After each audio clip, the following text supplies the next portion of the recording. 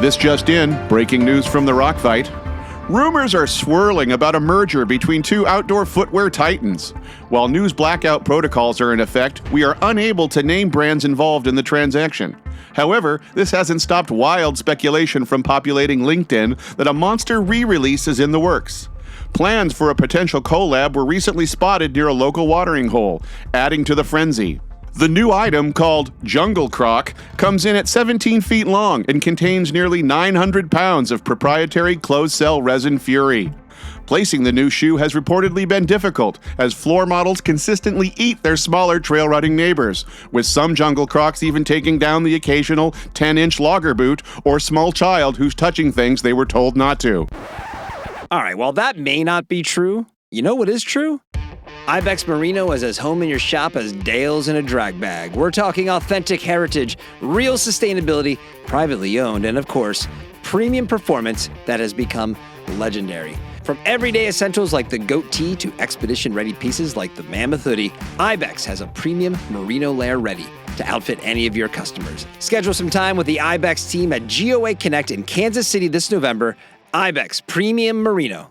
And that's not a croc.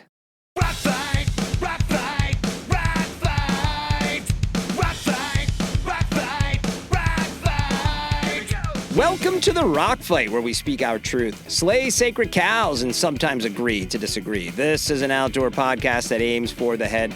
I'm Colin True, and today is our instant reaction to some big changes coming to Outdoor Retailer. Will there be a lifeline for this iconic show? Maybe a last gasp? We're going to dig into it. But first, some programming reminders. We never want you to miss an episode of The Rock Fight, so please click follow on the podcast app you are using right now. Come back on Monday for the Monday Boys of Eoin Comerford and producer Dave. As we dig into headlines that come out of the outdoor industry, on Tuesdays you get Open Container featuring host Doug Schnitzbach, and then on Thursday you get an all-new episode of Gear Abbey with host Shante Salabert. God, there's a lot of good stuff here on the Rock Fight Podcast Network. Make sure you're following all of it. Make sure you're emailing us for the Rock Fight. You can send it into myrockfight@gmail.com. If you want to send Gear Abbey a question, you send it to deargearabby@gmail.com. And lastly, if you want more from the Rock Fight, head to rockfight.co and sign up for News from the Front, our semi-weekly newsletter. And you can also head over to Instagram, where you can find us as Rock Fight Co. So you can follow along, see video clips from our episodes. All right, we're recording this on the 2nd of October. This is going to go out on Friday the 3rd. The consigliary's back. You almost made it a week without being on the show. Yeah. Yes, I was actually out of town for almost a week between the guys' trip and the Michigan Outdoor Summit. Yeah. We made sure we noted that you were playing golf, which was very outdoorsy on Monday's episode. Very outdoorsy. Hey, it happens outdoors. Okay, it's like a hike basically, kind of. And I was wearing outdoor apparel. I had my lives-in shorts on. It was lovely weather. I even had a Fjallraven insulated vest because it was a little chilly in the early morning. So I was fully outdoorsy. All right, well, we are dropping this sort of instant reaction / emergency podcast because the news broke yesterday that Outdoor Retailer making some changes to their event, most notably moving to Minneapolis and back to August. Longtime listeners of the Rock Fight will know that the timing, especially of outdoor events, has been a hot button topic with everyone wants to say they want it in August, but obviously that's not a consensus because they continue to happen a lot in June. Right. But big news. I mean, the show has historically was started in Reno, was in Salt Lake, moved to Denver with a lot of political controversy, moved back to Salt Lake with a lot of controversy because people didn't want it to move back to Salt Lake. Had one, I'm not going to say it was a comeback year, but had sort of a promising addition in 2024.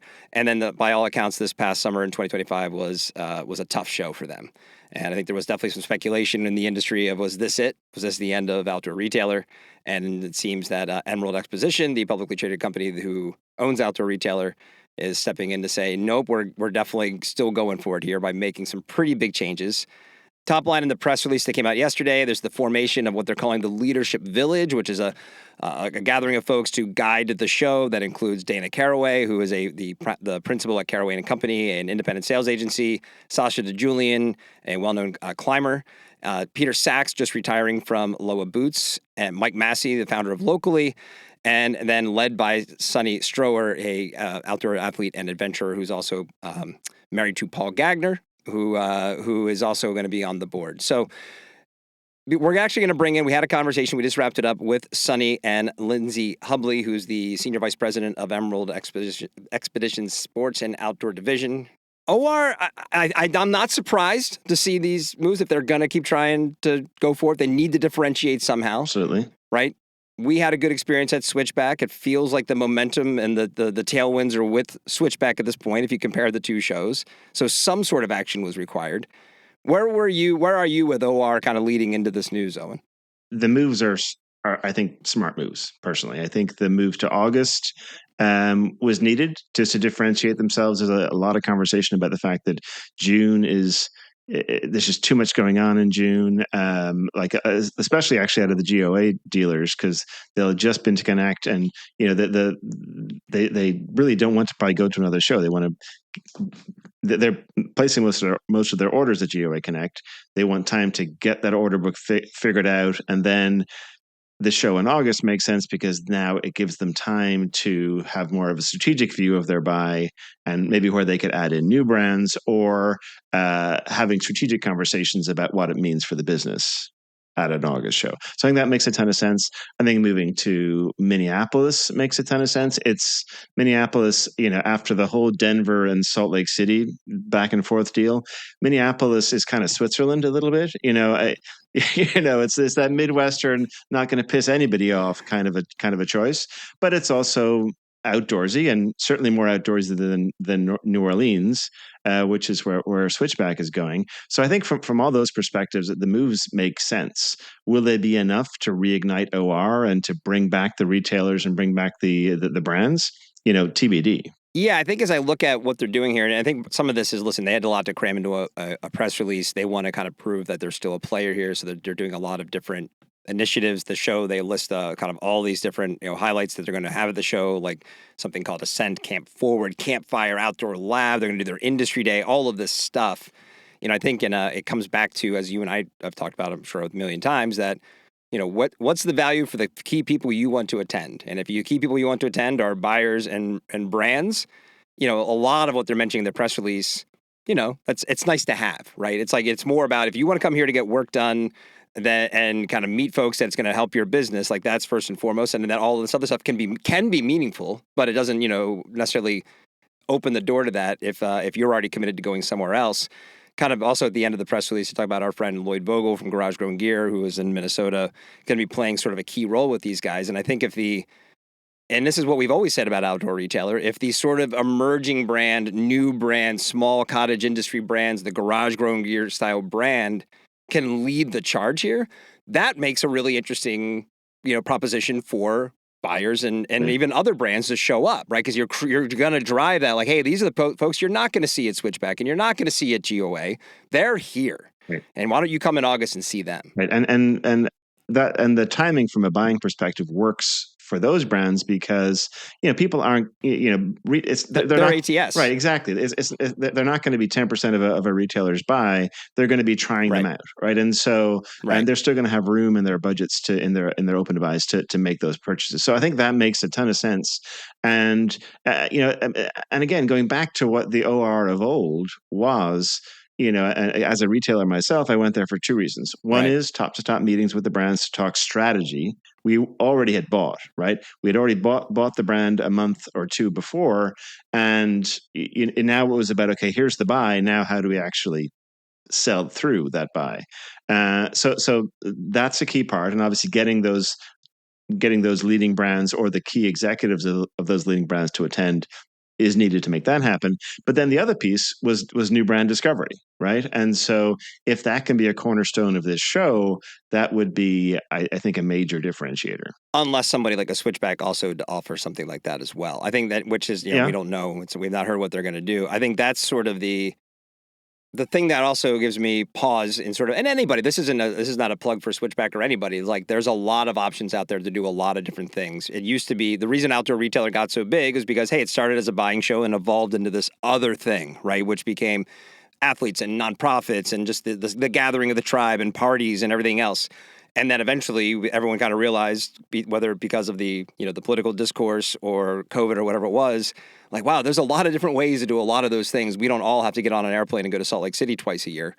And I think that's kind of why we find ourselves in this position. I think the folks who realize that and kind of work with that the best are the ones who are going to pull ahead. I mean, I think that is an advantage that Switchback has, is that they were born out of the running event. And as we talk about a lot, running has a lot of momentum right now. So that's a big resource for them to lean into if they want to kind of bring that sensibility to the outdoors.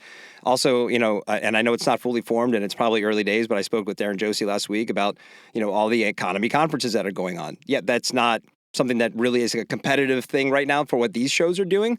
But as more and more states adopt ORECs and those sort of people realize that I'm not really going to these shows to buy anyway. I can go and have some interesting meetings, not only with business representatives, but also politicians and conservation folks at these things in my own state.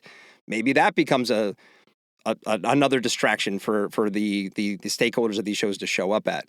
So I think it's always going to continue to be challenging. It's just always going to come down to, is it enough to bring people in and pull them away either from other shows or bring them out of the woodwork to show up at your show? It's ultimately what it's going to come down to. The key thing is the national aspect, right? We already have regional buying shows, right? The OREC stuff is almost by its nature a regional approach, and doesn't really to this point hasn't really engaged the business community terribly well. So from that perspective, I think that's a little bit of an apples and oranges thing. The question is really the national show, and for OR to be successful, it has to become that once again, the national gathering, the national show. And obviously I think Switchback had a good first show. I think that was fine. Good first show. But now what's next, right? And I think that's the big question.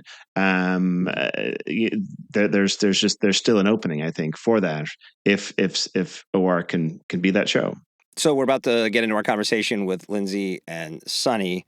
Any sort of predictions or feelings after we had that conversation? Anything that, you're thinking today, like, man, they got a shot, or, well, we're going to have to wait and see? Is it, not to kind of go vanilla with it? I'm kind of in a wait and see camp. Is where I'm at probably. Oh yeah. I think at this stage in the game, a lot of the moves that they're making, I think, make a ton of sense. It now just comes down to, okay, what does that actually look like? What can the leadership village do in terms of fashioning this into something that's truly differentiated and attractive to buyers and brands, right? I mean, that's really the core of it. And if they can manage that, then they'll be successful. But I think it's not going to be easy, certainly. But I certainly wish them all the best, and hope that we can continue to come together as an industry. So, spoilers for the conversation, because I asked him about this in the conversation about reaching out to the OIA. And one thing I said in this conversation, you guys are going to hear me say it, is that speaking to brands at Switchback, there was a lot of loyalty to where the OIA showed up. And there were plenty of brands that we spoke to who came to Switchback because they're like, well, let's see where the OIA is going to be, so we're going to go there. And you'll hear Lindsay mention that they're talking to the OIA. That's something that may be on the table for outdoor retailer. I guess we'll find out. If that's not, then a guy like the Lloyd Vogel emerging market is the best hope, I would say. Like, that's where you really need to hang your hat, because I don't know if you're going to get a real strong presence of the more traditional outdoor brands to come back without the OIA. So the real thing, and again, this is what you and I have been saying for a long time, those emerging new brands are really what makes it interesting, and to kind of give them a showcase, to your point, at a time of year when, hey, your schedule's full freed up, and you don't have to worry about preseasons with these guys. That's maybe an interesting proposition. So, yeah, I think OIA involvement would be great. I think actually also the Conservation Alliance would be the other big one. Sure, yeah. Because if you can get that, have the Conservation Alliance breakfast again, add a true core of purpose to the get together. So it's not just we're going to sprinkle on a little bit of sustainability and inclusivity here off to the side, but actually make it more integral to the gathering. So we're coming together not as an industry, not just to have a good time and place a few orders, but to actually talk about the key things that are impacting our industry, like public lands, like DEI, like sustainability. Then I think that could be the other key organization that could potentially, swing the balance a little bit here. All right. Well, we've talked enough. Let's get into our conversation with Lindsay Hubley from Emerald Exposition and Sunny Stroeer, who is now the head of the Leadership Village at Outdoor Retailer. Just in time for fall, we're happy to introduce a new sponsor to the Rock Fight, Fjallraven. You know, fall doesn't get nearly enough credit for hiking, guys. Everyone thinks summer is the season, but for hikers, autumn is the real deal. You got cooler days, you got quieter trails, you got more space, and fall is exactly what Fjallraven's Keb collection is built for. Born from trekking in northern Sweden, their jackets, fleeces, trousers, they let you focus on nature, all specifically designed to make cold optional. You know, I don't really have, as we sit here today, any big hiking plans for fall. So now I'm going to ask, when I finish recording this, I'm actually going to go and look on a map and pick a big peak. I need to get a big peak in. I want to see some colors. I want to have to pull my fleece out at the summit because it's so much colder up top. I want to have that fall hiking experience in the mountains, and I'm going to do that this weekend. All right, check out the whole Keb collection by clicking on the link in the show notes or search for it when you head to fjallraven.com, where your fall begins. A couple of weeks ago here on the Rock Fight, we learned that mosquitoes kill more humans every year than any other animal. And like the Dalai Lama once said, if you think you are too small to make a difference, try sleeping with a mosquito. But I doubt the Dalai Lama was sleeping in the wilder pant from Royal Robins, because the wilder pant, like everything else in Royal's MPT collection, has mosquito protection technology. Relying on protection through construction, MPT is the chemical-free solution to mosquito-free days in the outdoors. I'm kind of anti-chemical right now, I gotta say, in the outdoors. I don't really like wearing sunscreen as much. I like to wear sun hoodies, you know, unless I'm surfing or something. I like to throw on the sun hoodie. It's such a nice, convenient thing. I don't feel the stickiness of sunscreen. Don't like wearing DEET, right? Don't want to like spray that all over my body to get, you know, keep the mosquitoes away. So it's great to have the MPT collection as a resource here for that. And if you want to shop the entire MPT collection from Royal Robins and stay bite-free in these waning days of summer, you head to royalrobins.com. Today's episode of The Rock Fight is presented by Lems Shoes. As the summer season wraps up, now is a great time to get ready for fall with Lems. From easygoing slip-ons and refined leather lace-ups to tough, trail-ready boots, Lems offers footwear for every occasion, and their fit is unmatched. If you've never experienced the fit of a pair of Lems, well then, you know, I just feel sorry for you. And let me tell you what I mean by that. When you try on a pair of Lems, they fit different. I'm not making this up. I took a giant dump on Lems this past spring. I didn't like what they were doing at first, but then I talked to the folks at Lems. They sent me some shoes. I am not lying. They're honestly some of my favorite footwear I've ever worn. The fit is different. You try it on, there is a different fit to these shoes. They are built with comfort, durability, and versatility at the core. Their collection is ready to take you wherever the season leads. And with fresh, exciting styles just around the corner, be sure to stay tuned. But in the meantime, head to lemsshoes.com right now to get your feet into the best fitting shoe you've ever worn. Hey everyone, before we keep going here, I need to tell you about our teammates at Darby Communications. Like I've been telling you, if you run an outdoor, an endurance, or an active lifestyle brand, there is no better PR and digital marketing belay partner or drinking buddy than Darby. They can help your business reach new heights, and they might just keep you from falling on your ass. Since we started working with Darby, more and more people, and this is an important point now, guys, I want you to hear me on this, more and more people have reached out to us here at The Rock Fight because of that messaging. Look, guys, I'm dead serious. If they can help us, they can help anybody. Hit them up at darbycommunications.com. Do it today. All right, today we're joined by Lindsay Hubley from Emerald Expositions, an athlete and adventurer, Sunny Stroeer, returning champion to the Rock Fight, who will be working with Outdoor Retailer. Welcome to the show, both of you. Thank you for joining us. Thanks, Colin, for having us. Yeah, thanks for having us. And of course, we're here with our consigliere, Eoin Comerford. Let's get into it, guys. So today, Thursday the 2nd, we're recording this on the 2nd. This will air on Friday the 3rd. You announced some changes coming to Outdoor Retailer. Biggest changes, of course, being the location and timing as the show is moving to Minneapolis and back to August. So let's just start with, as you reflect on the past few years of Outdoor Retailer, maybe Lindsay, starting with you, like what are the factors that led to these changes? So I think I'll kick this off with, you said our biggest changes, right, are maybe our move to Minneapolis and our move to August, but I would back that even further up with the addition of, Sunny Stroeer here and obviously Paul into really leading the strategy of, of the Outdoor Retailer as we move forward into 26. So big leadership change here too. We're really stepping back to, identify with the outdoor industry and making sure that leaders of the outdoor industry are, leading our strategy moving forward and leading the brand. On top of that is the introduction of our leadership village. And I'll let Sunny kind of get into that a little bit further, but we've really cultivated a good group of, folks that'll really help us to, again, stay grounded in how we want outdoor retailer to look in the future. And as Sunny says, we want the outdoor industry to really develop and have their voices heard here. So I'll let Sunny maybe dive into that a little bit, but we can get into the other pieces here. But that's really part of the leading part of this. Yeah. I mean, when I think about outdoor retailer, right, I think about the show as being a show for the outdoor industry by the outdoor industry.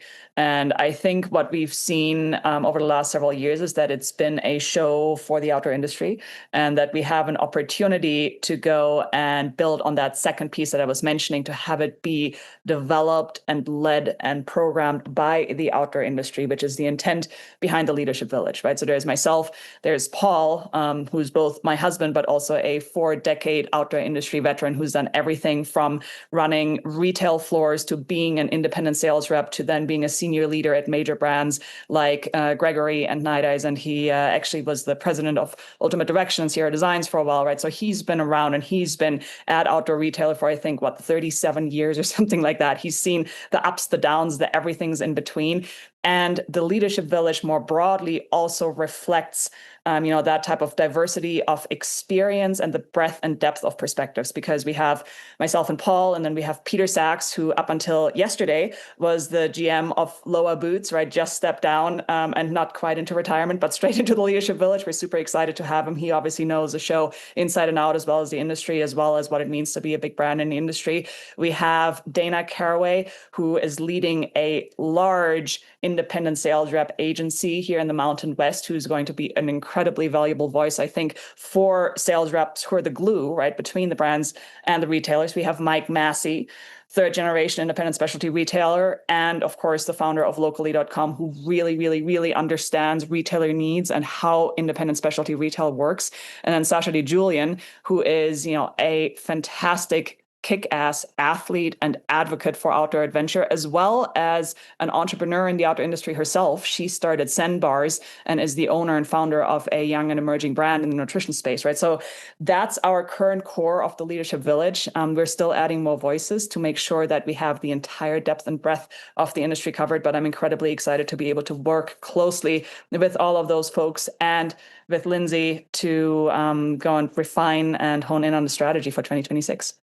Who do you want to show up, right? So I think it's a lot going on there, a lot of names being brought into the mix to really kind of focus on the show. And it sounds like it sounded like there was obviously a need to revamp the show, which is what has led to all of this. Yeah. Is commerce still at the heart of OR? Is it still the let's get buyers and brands to show up, the rest go around that? I mean, is it, because this ultimately comes down to a math game for a lot of these folks, right? If they only have the budget to attend to one event, why should they make it OR? So a lot of that stuff kind of plays well, but it's ultimately what's in it for me is what's going to end up being the decision for a lot of these folks. And so is that really who you're trying to attract back to the show? Yeah, absolutely. We want buyers and brands to show up without a question. We want the right people in the room, the right people at the table. It's all about having the retailers there, and it's about having brands large and small there. New and discovery is a big, big focus for us for 2026 and going forward. But I think when it comes down to it, we got to have a national convening ground that has all of the right players at the table, right? And that's exactly what we're trying to do. Speaking of retailers, you announced, I think you're calling it the GOA Scholarship Program. Can you talk to us a little bit more about that and how you're trying to draw more retailers to the show? Yeah. Lindsay, you want to take that one? Sure. So we worked with Gabe and his team to really develop this scholarship program to help specialty retailers attend the show. So it's travel subsidy funds, and then also on site there'll be a GOA lounge. We really want to invest in those outdoor specialty retailers. That is going to be on top of what OR has traditionally had in a hosted buyer platform. So obviously we want to host all kinds of different buyers, not just our GOA members. But we think they're a really, really important part of the conversation. And when we want to invest in making sure that they can come to the show in August and they can see our show floor of new and discovery. In terms of the move to August, and I know that maybe that's the third on the list of the things that's new and exciting, but it is a big deal. And it was a major conversation last year in terms of all the shows being shoved into June. Can you tell us maybe the rationale behind August and how you think that's going to attract maybe more brands and more retailers? So August, I think, is a actually historic return for outdoor retailer because it used to be in August and it used to be very successful in August. And we've heard time and again from stakeholder input, from conversations, from, Gabe going on the record publicly, right, saying that there's need for the show to move to August. So we're listening. We have listened. And I think that August makes a lot of sense from a number of perspectives. One, just stakeholder input, but two, from, the perspective of the buying cycle for new and discovery. I think that is a really, really powerful alignment, having the show a little bit later, giving retailers a bit of a breather after everything that's happening in June, right? And then hopefully creating space to have a powerful convening ground later in the year. When I was at Switchback this summer, which is another show that's obviously trying to attract the same audience that you're trying to attract, one thing that I found actually kind of surprising in talking to a number of the brands that I spoke to there was they followed OIA when the OIA signed up to go to Switchback. And that was the that was a decision point for them, was like, oh, we're going to go there because the OIA is there, which again, that surprised me at the time that the OIA kind of had that much clout over potentially some of their members just to make that kind of snap decision. Has there been any conversations with folks like the OIA or even groups like the Conservation Alliance and their Brands for Public Lands to kind of get involved or come back over even from Switchback, and knowing that could be either a boon if they did for outdoor retailer, but also potentially a challenge if they're not involved? Are those conversations happening? Yeah. So, Colin, we have open discussions currently with Conservation Alliance and the OIA. Both of those organizations were really instrumental to OR. All the way back to, I can't even tell you how long both of those brands have probably been involved with OR. Way longer than I've been here. So yes, we are, opening up those dialogues again. And I do think, the new face of OR as we move to Minneapolis has really opened up the opportunity for us to do that. So those are happening. We don't have any update as to where they are today. But we certainly are active in those conversations. But we do think both of those organizations are extremely important to our, where we're going and the overall strategy. Sunny, with her background in particular, I think will be absolutely instrumental in bringing back some of those conversations with not-for-profits and really developing education and content that's aligned with those that we have not maybe engaged in the last, few years on. So that is one of the strategic initiatives that Sunny's really driving home for us in some of these overall conversations. Yeah. And I'm really excited about that, having been a nonprofit at Outdoor Retailer and also just being very well connected in the space. Obviously the work is happening right now. It has kicked off, a little while ago, and we're deep in the throes of it, but I can't wait to share with you and with everybody, what we're imagining for next year as that's getting fully baked. In the press release, you do talk about some new elements to the show, which are kind of interesting, from an emerging brand section to pitch stuff. Could you walk us through some of those new elements, perhaps, and whatever you can tell us about them right now? Yeah, absolutely. So, as I mentioned earlier, new and discovery is going to be a big priority for Outdoor Retailer here in 2026. And, two things that we are focusing in on that I think are going to be powerful areas for the show on the show floor are Ascent, which is an innovation district essentially for new and discovery. It's going to be a physical space to showcase a lot of those brands that, there's a long history, right, of brands just coming to OR, launching at OR, and we want to revitalize that energy and capture that and create an opportunity for those new and emerging brands to make their launches at OR. And then we are also creating space with what we call Camp Forward for startup pitches and futurist conversations. So, both of those, I think, are new initiatives that I believe have a lot of potential and a lot of opportunity in the space. And then we have several other programming pillars that are equally important, though a little bit more, established already. I'd say we're going to be bringing back Campfire, that's focused on storytelling and on video. And we're also going to have an outdoor lab for, forward-thinking product design showcase.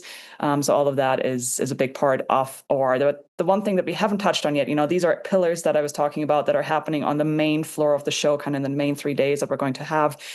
Industry Day, I think, is also an incredibly important element of what we're doing with the show in 2026. Now, I was involved in Industry Day here this past year in 2025. We had, good attendance, really good feedback, some very powerful conversations. I think what we're planning to do for 2026 is take what we had started to build in 25, which is, a lot of thought leadership and kind of very high impact and insightful conversations. Maintain that, but then add to it hands-on tactical workshops for specialty retailers that are going to be a resource for our retailer base to help and think about future-proofing their businesses, because we all know that the market is changing rapidly. We all know that there's a lot happening that's putting pressure on retailers from all sides. I mean, I think, did you talk about, Summit Hut on the pod? Oh, yeah. Mhm. Yeah, I remember that, right? So essentially what I'm thinking about for Industry Day is a question of, okay, we know what happened to Summit Hut, right? How do we get ahead of that? How do we help our constituents stay ahead of that? And how can we develop programming that really speaks to those questions? Ultimately, though, isn't that, it sounds great. I mean, I think those are smart things to be talking about, but it's a little nice to have in that, that at UA Connect, there's a whole day to that. Then that's a retail focused organization. The outside festivals tried to have some of these things. Outdoor Media Summit has these things. The OREX all have their outdoor economy conferences. Like, there doesn't seem to be a shortage in some of these resources. Is there an angle? Do you think, what is it about outdoor retailer do you think is going to help it kind of stand apart and make it really like, oh, that's the cherry on top, in addition to obviously all the things that bring people to a trade show? I think you're right that there's also already a lot of resources out there, but I think the differentiating factor is that OR has the infrastructure and the convening power of that large scale national show to really bring everybody together in the room, right? Because what GOA does is fantastic, and it is limited to the top 150. Well, any retailer can attend GOA. It's like they don't have to be a GOA dealer to attend. So, Okay. I mean, they can go if they want to, but. Yeah. But, my point being that with the platform that Outdoor Retailer has, we have the ability to go and offer this type of programming and education at scale. You also talk about friend of the pod, Lloyd Vogel. Lloyd is everywhere, apparently. The mayor of the outdoor industry, we call him. Yeah, I mean, it's like We it's do. crazy. Everybody has to. There's got to be a mayor, right? So Exactly.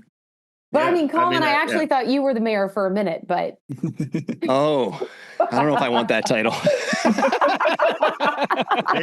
maybe the town crier. oh yes, Now that I definitely. can get on board with. Yeah. So, what is Lloyd mainly involved with his sort of his second job in terms of the Minnesota OREC, or is it what's his role in this whole deal? Hair care tips. Yeah, right. That's actually why we engaged him, is the hair care. Sunny has a lot of that hair, so is she? Yeah, needed. She and Lloyd are going to co-host a panel on. That's exactly right. No, I mean, Lloyd's a friend of the business, right? And I will also say that he's been instrumental in some of these conversations around Minneapolis. Again, we love Minnesota. I mean, it's a really strategic move for us. I do also think that he's going to play a very instrumental role in the new and discovery piece of this, because obviously we really align with what is happening at Garage Grown Gear and where they're making their investments, and we're hoping to announce some things here in the future that would also align with that strategy. So he's important from even a sideline advisor to this, but he definitely has been instrumental in the Minneapolis conversation and clearly how we're going to build the show back on the new and discovery platform. Yeah, how did you settle on Minneapolis and Minnesota? Who were the other contenders? Well, I can't tell you all of the other contenders because there was a giant list, right? But I will tell you, Minneapolis, I mean, first of all, they did have the dates that we strategically wanted to move to in August. I think that's key. We also, made this decision, again, based on the stakeholder feedback. I mean, we've talked to a lot of brands that maybe haven't participated with us in the last few years. And on top of that, looking at survey data, interestingly enough, I think everybody gets surprised by this, but interestingly enough, when you actually look at the survey data, we looked at some of GOA's data, and we also looked at our own data. There's an overwhelming call for the Midwest. And honestly, we aligned with Minnesota because of the accessibility of the state. The state really truly aligns with like our fundamental core on outdoor recreation. How we're also very we got a lot of support in terms of the OREC community there, and obviously we had a lot of conversations with Lloyd about particularly his state. So we're very invested in Minneapolis, and we really enjoy it. So it'll be a good location for us. I think I saw Owen nodding along, and he's Midwest biased, so we should just yeah. I leave mean, him out of this obviously, part of the... it should have been Detroit, but hey, we're Midwest is good. It's got a great Delta Sky Lounge. That's the main thing. We definitely love Michigan too, but unfortunately, Minnesota beat you out this round. Okay, well, next year. I guess the last thing I want to ask about is, we've been talking a lot on the Rock Fight recently, and it seems that the major trends of the marketplace are really being led by casual lifestyle and run. It's like we joke as we are kind of preparing every week for the pod, like, could we please have a week where we don't have 16 run stories to talk about? Because it's like where everybody's going. I think a lot of what we're seeing from you guys in sort of a revamped OR and the leadership village is, definitely more rooted, kind of old school climbing, camping sort of approach. Could that be a blind spot for you guys as the sort of industry seems to be shifting more and outside of that more kind of traditional outdoor retailer crowd? Sunny, you want to take that one? Sure. I'd say it's an interesting question. And, I know that all of our leadership village members are keenly aware that the industry is subject to a lot of change, right? That's the entire focus of the work that we have to do, is to understand and acknowledge and build on that change so that the show can truly be a show for the outdoor industry by the outdoor industry. Now, do we have a potential blind spot on the run field? I don't know that I can necessarily agree with that statement per se. Do we have potential blind spots? I'm sure, right? And that is part of my work, and that is part of the leadership village's work, to try and understand those and suss those out and get ahead of them in the work that we are doing now behind the scenes to develop and finalize the programming for the 2026 show. So I don't know if that answers your question, but it's the best that I could do. I would also say, though, Colin, on that topic, these are core categories that outdoor retailer speaks to, and they're also categories that need resources. And, I don't know that we're just going to jump on every trend bandwagon either, right? So we want to make sure that we address all facets of the outdoor community, not just what's hot and popular right now. We want to make sure that the investments that we're making are really spread evenly against, what the total industry looks like. So if you cast your mind forward to the week after the show next year, so it's late August, when you look back at that show in the future, what will success have looked like for you? What will you be able to sit down and say, that was great, that was success? Yeah.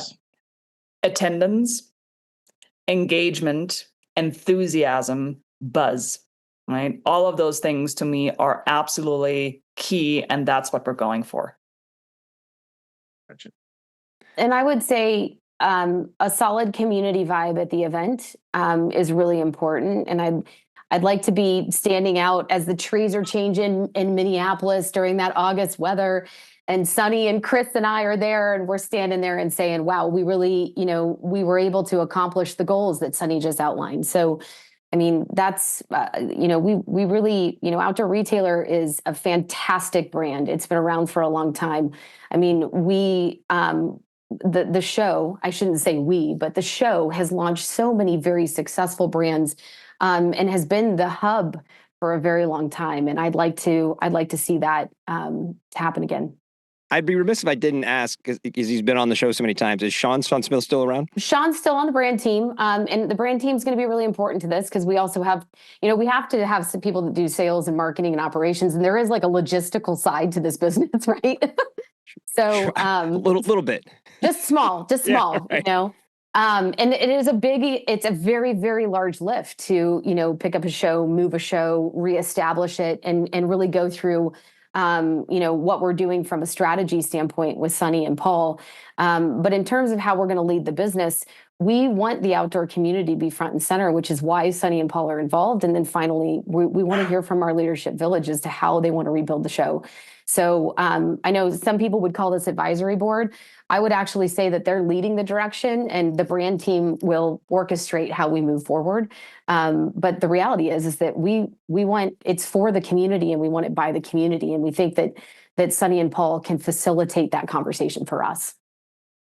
And obviously the leadership village is just convening. In fact, you're just adding new members.